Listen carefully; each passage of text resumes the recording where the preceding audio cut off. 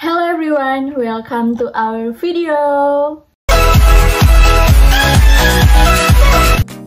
Perkenalkan, nama saya Jessica Merlin Simolang dengan NIM 200611020116 dan berikut ini adalah perkenalan dari anggota kelompok 3. Halo guys, perkenalkan nama saya Indah Putri Jessica Retor dengan NIM 200611020114. Perkenalkan, nama saya Jessica Claudia Koago, NIM 200611020115. Nah, di video kali ini kelompok kami akan membahas materi mengenai konsumen dalam tatanan sosial dan budaya, pengaruh grup dan media sosial grup, pengambilan keputusan kolektif tentang bagaimana grup ini mempengaruhi pembelian konsumen, the intimate corporation, pengambilan keputusan keluarga, komunikasi dari mulut ke mulut, kepemimpinan opini, media sosial, revolusi horizontal.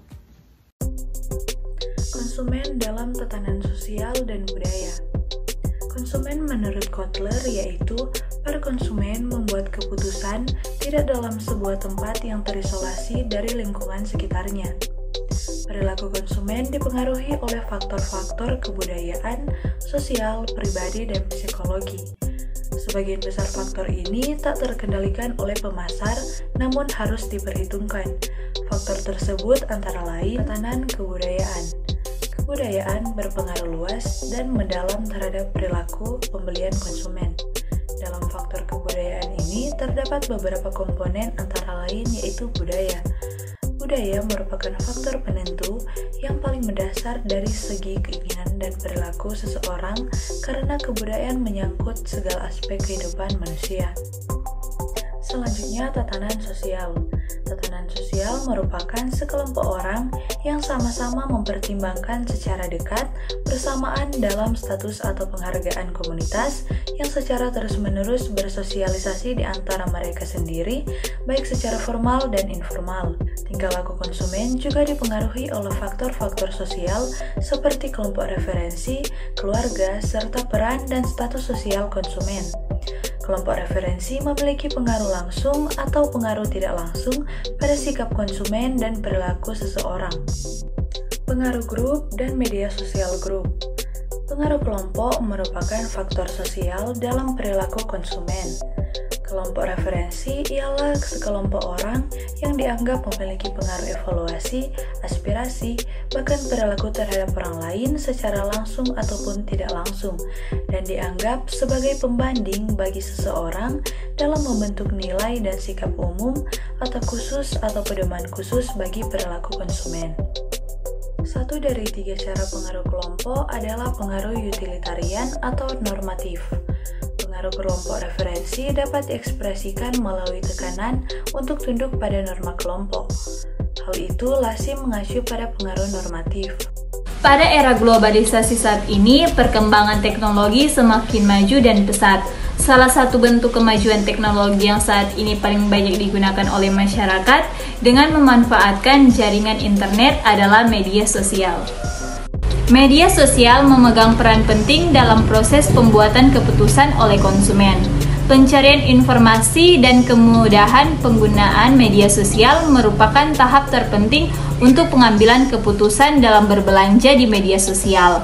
Sebelum konsumen melakukan pembelian, biasanya mereka akan mencari informasi mengenai produk yang diinginkan atau produk yang sedang ditawarkan oleh produsen. Bagi konsumen yang ingin berbelanja di media sosial, pencarian informasi dapat dilakukan melalui search engine di internet atau bisa juga dengan berkeliling di toko-toko online. Dengan demikian dapat disimpulkan bahwa media sosial dapat mempengaruhi perilaku konsumen, terutama dalam melakukan keputusan pembelian. 3. Pengambilan keputusan kolektif tentang bagaimana grup ini mempengaruhi pembelian konsumen. Pengambilan keputusan kelompok juga dikenal sebagai pengambilan keputusan kolaboratif atau pengambilan keputusan kolektif. Adalah situasi yang dihadapi ketika individu secara kolektif membuat pilihan dari alternatif sebelum mereka. Keputusan tersebut kemudian tidak lagi dapat diatribusikan kepada individu manapun yang menjadi anggota kelompok. Ini karena semua proses individu kelompok sosial seperti pengaruh sosial berkontribusi pada hasil keputusan yang dibuat oleh kelompok.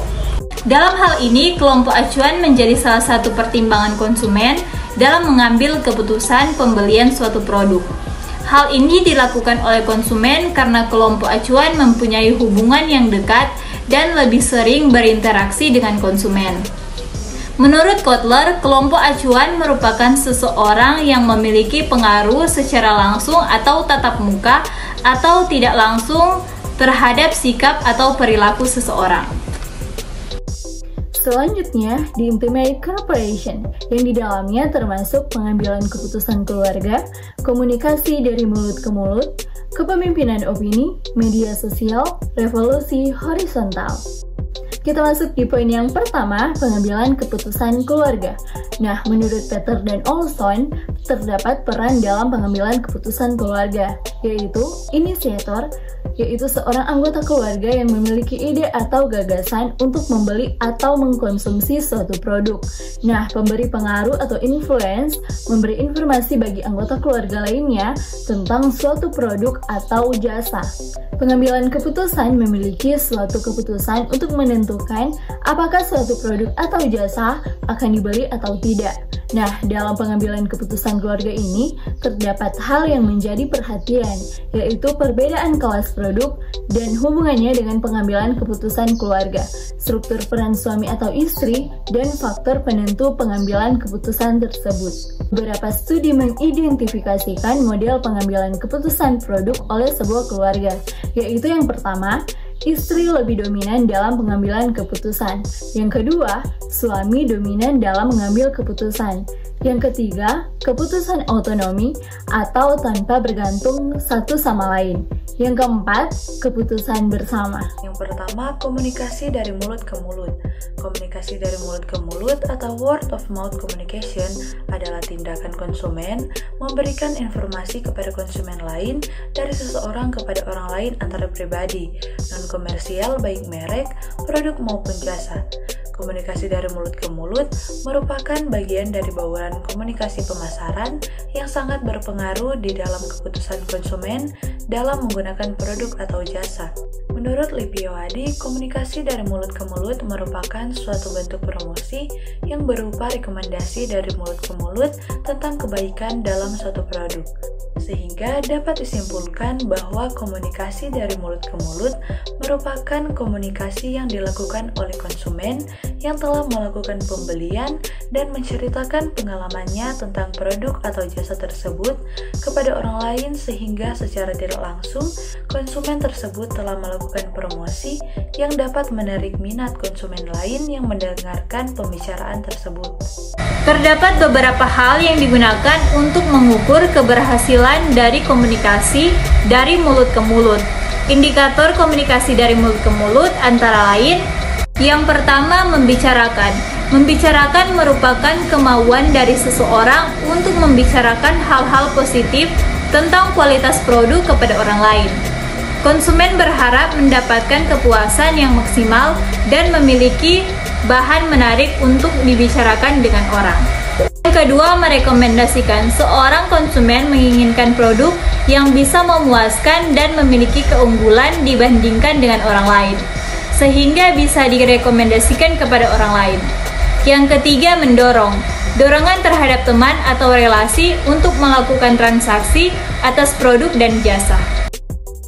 Kepemimpinan opini. Kepemimpinan opini adalah kepemimpinan oleh penggunaan media aktif yang menafsirkan makna pesan atau konten media bagi pengguna media kelas bawah. Biasanya pemimpin opini dijunjung tinggi oleh mereka yang menerima opini mereka. Pemimpin opini memainkan peran penting dalam arus informasi.